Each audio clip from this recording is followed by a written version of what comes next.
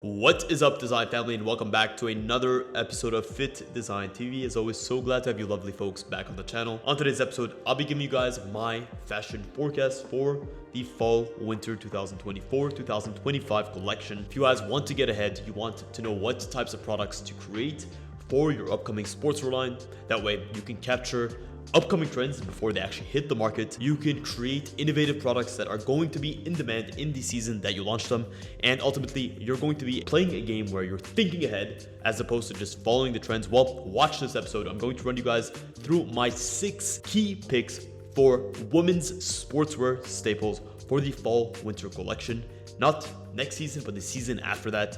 So without further ado, let's get right into the episode. Welcome to Fittdesign TV. Are you interested in sports fashion, design, and manufacturing? Are you establishing your own brand? You're looking good. Anthony, how are we doing? Do you want to? Thank you. Well, you've come to the right place. Lights, camera, action. These 6 key items, if you don't want to watch ahead, that I'm going to mention in this episode are going to be the sports bra. They're going to be the tank top, the t-shirt, or an elevated take on the core sportswear essential t-shirt. We're going to look at the legging, we're going to look at the hoodie, and then ultimately we're going to look at the sweatpants. Let's start off with the very basic, which is going to be the sports bra. How do we reevaluate and redefine the sports bra? What is going to be in demand next season? Well, we're going to start off with understanding the impact or the impact functionality of the sports bra. We have 3 levels of impact: high impact, medium impact, and low impact. High impact is what you think of with a high neck, racer back, double layered, bound edge finishing. It's very, very compressive, and it's meant to hold everything in there. What is going to be in demand is going to be medium to low impact sports bras. So these are going to be bras with more open necklines, strappier backs, perhaps a thinner or more lightweight fabric. These are going to be in demand for more comfort and versatility.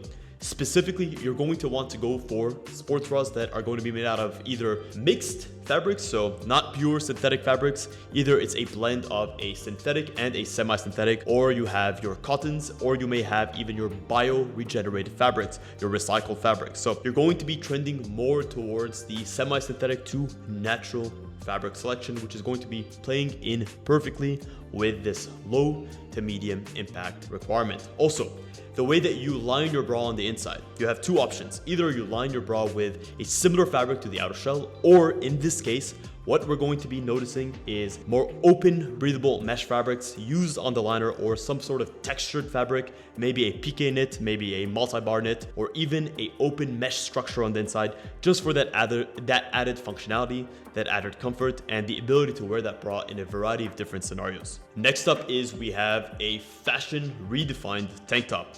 So this is a redefinition of the traditional sportswear tank top, where we see a variety of different necklines, more wider and higher necklines being used, similar to the scoop neckline or the boat neckline. We also see, or we're going to see, a variety of different lengths of tank tops being brought into the market, between cropped lengths, mid-waist length, basically being able to play off of the silhouette of the traditional tank top to have added variety, and to be able to bring in a core staple of the sportswear space into a more fashion-forward domain, allowing it more versatility and allowing it more use in practical day-to-day life. When it comes to the specific types of fabrics to be used, I'm seeing 2 core families of fabrics.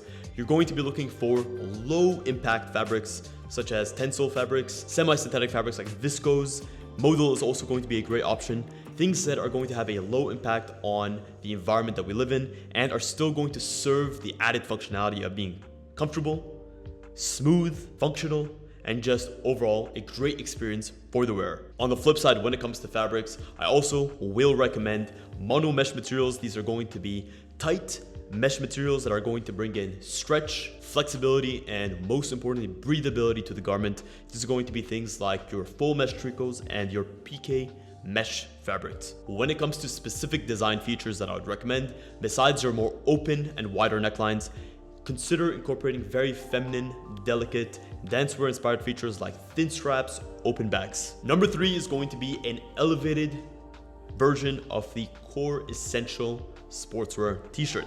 So there's going to be a focus on taking this core staple and doing as much as possible with it. How do we do this? Well, we're going to be focusing on enhanced fabrics, picking functional fabrics, picking sustainable fabrics, picking fabrics that are meant to procure a specific functionality into the garment, whether this is breathability, lightweightness, hand feel. You're going to want to prioritize these core aspects in your fabric selection, and then ultimately making sure that your garment is having this extra touch, right?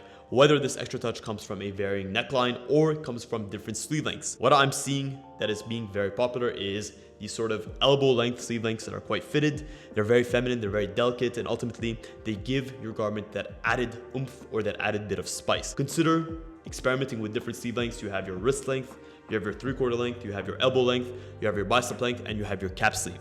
There's a tremendous amount of variety. Pick and choose the sleeve length that is going to work for your brand and your aesthetic. When it comes to fabric selection, especially on a garment that is as essential and at a core to day-to-day life like this, you're going to want to go for circular solution fabrics. These are going to be fabrics that are sustainably sourced and sustainably created, potentially fabrics as well that have a therapeutic effect to them, whether this is essential oil integrated fabric that are meant to help you to soothe down, to relax, or these are functional fabrics with antimicrobial, anti-odor finishes, just meant to add and enhance the functionality of the finished garment in day-to-day use. Number 4 is going to be the enhanced everyday legging. What I'm noticing in the market is that more is definitely not better in this case. What we're trying to do is to take the core staple of the garment that works really well, like the everyday legging, and evaluate what are the areas in which we can elevate.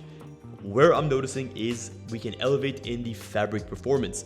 What we're noticing in the market is that customers are more willing to pay for higher attributed fabrics that perform better in all areas, fabrics that perform better in things like antimicrobial finishing, their lightweight structure, their anti-shearness, their breathability, their moisture wicking, their moisture regulation. Focus on the fabric performance as opposed to just simply adding design features for the sake of adding design features. You'll also want to focus very heavily on picking the right fibers for your fabric.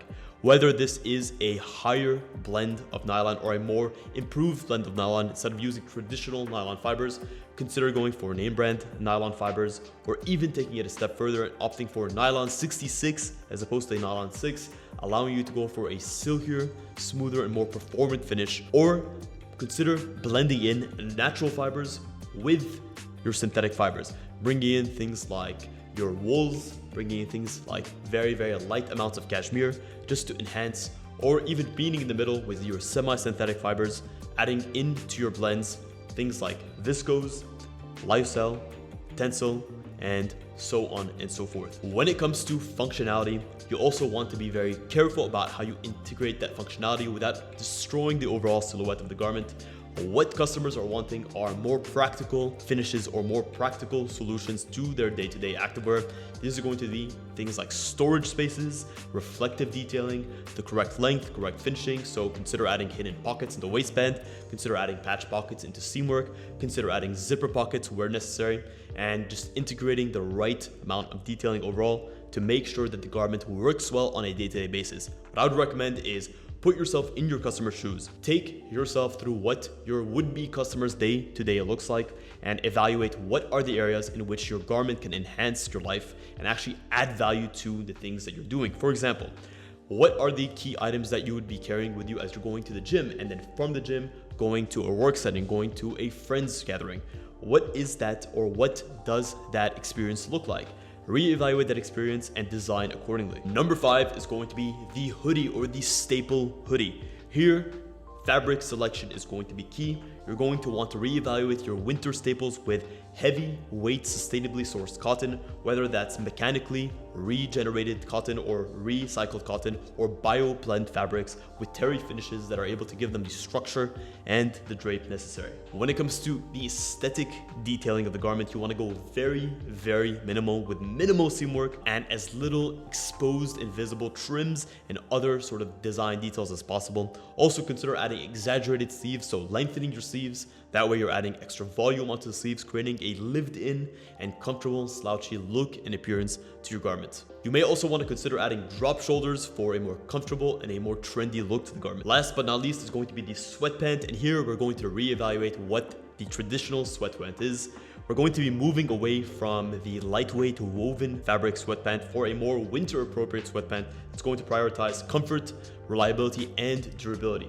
Comfort is going to come in the nature of brushed fabric, so making sure that the fabric is appropriately brushed. It might be lightly peached from the outside, but heavily brushed from the inside to provide a cozy, fleece-like finish that's going to allow for comfort and warmth. Also, consider adding felt seams or mock felt seams for added durability and reliance. That way your customers are able to get more wears out of their garments without noticing any sort of deterioration in the finishes of the garments. Last but not least, keep the garment minimal with very fashion-forward silhouettes, straight legs, or maybe even flared legs, keeping a relaxed, slouchy, and comfortable look without overcomplicating and without going for too much of a fitted and tapered look that is out of season and out of trend at this moment. Well guys, that is it. If you guys enjoyed this episode, let me know if you want me to do a men's version of this in the future. If this episode gets more than 50 likes, I will definitely drop a men's version. Also, let me know which of these 6 key pieces that you would personally rock with the most or you would enjoy the most, and how you would actually integrate your own designs into these key staple pieces to make it your own. And if you guys do end up using this collection baseline as a template to start with, let me know what designs you create. I'd love for you to share them with us, whether it's on YouTube, on here through our community posts, or it's on Instagram, or even via email at studio@Fittdesign.